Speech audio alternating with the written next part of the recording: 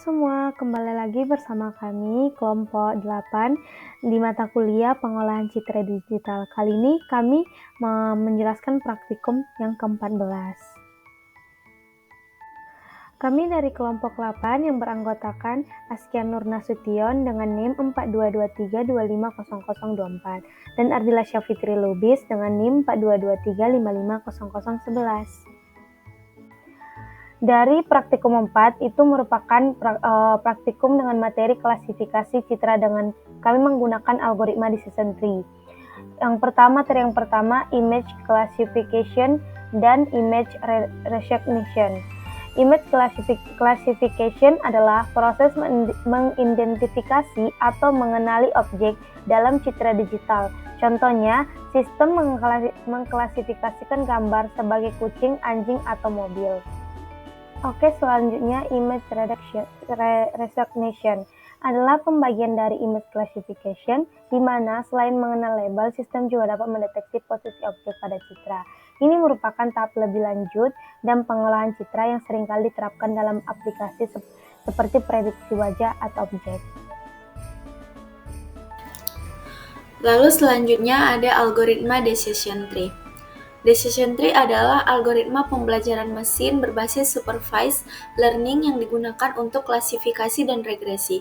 Algoritma ini menggunakan struktur pohon untuk membuat keputusan berdasarkan aturan berbentuk jika maka.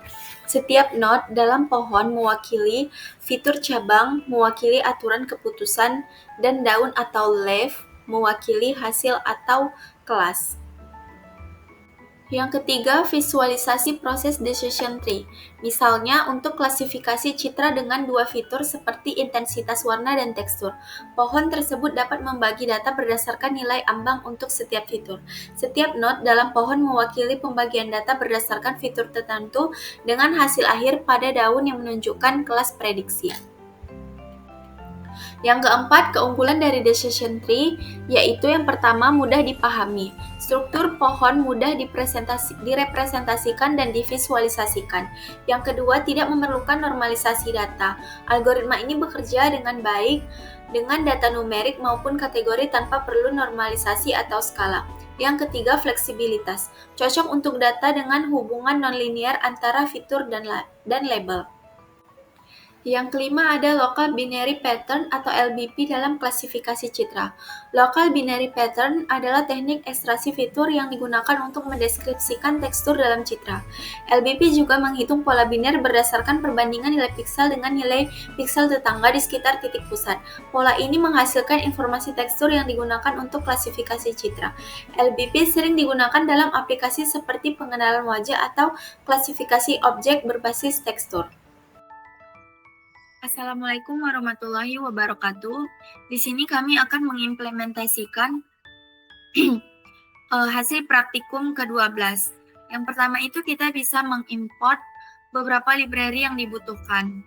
Nah, sebelum masuk ke dalam kode pemrogramannya, di sini kita bisa membuat sebuah folder untuk menyimpan dataset Paprika, yaitu yang warna merah, kuning, dan hijau.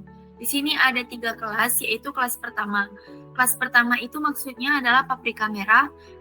Di sini ada 101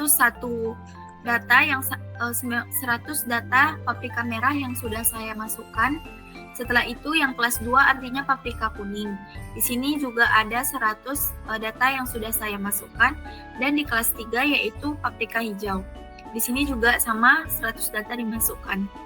Setelah data-data sudah berhasil dikumpulkan menjadi satu folder, maka kita bisa langsung membuat sebuah kode pemrogramannya. Pertama, kita harus setting LBP-nya. Setelah itu kita bisa loading gambarnya dengan memasukkan dataset path yang tertera di dalam Google Colab ini. Di sini datasetnya itu my folder, maka kita masukkan path-nya content my folder. Setelah itu kita bisa membagi datasetnya menjadi data training dan data testing.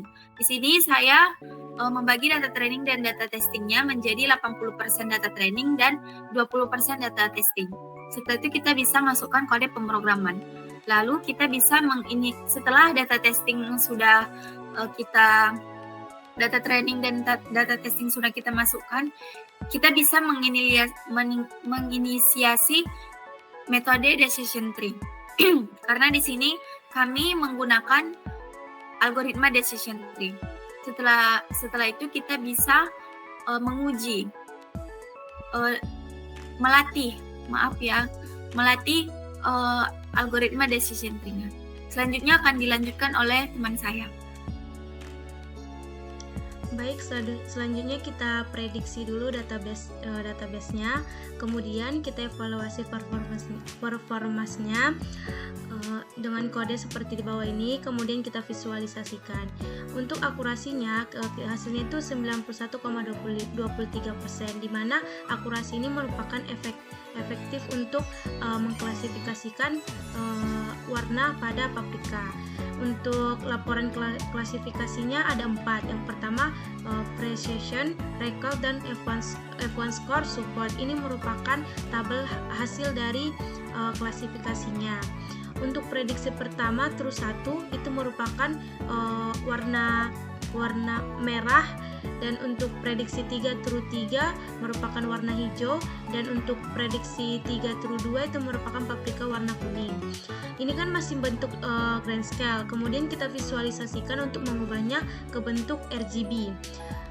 Di sini kan tadi kan katanya udah betul prediksinya, dan di RGB ini kita melihat warnanya lebih jelas. Yang pertama itu prediksi 1 true 1 itu merupakan paprika merah, prediksi 3 true 3 merupakan paprika hijau, dan prediksi 3 true 2 merupakan paprika kuning. Mungkin cukup sekian penjelasan kami dari praktikum 14 ini. Apabila ada kata yang salah, kami mohon maaf. Assalamualaikum.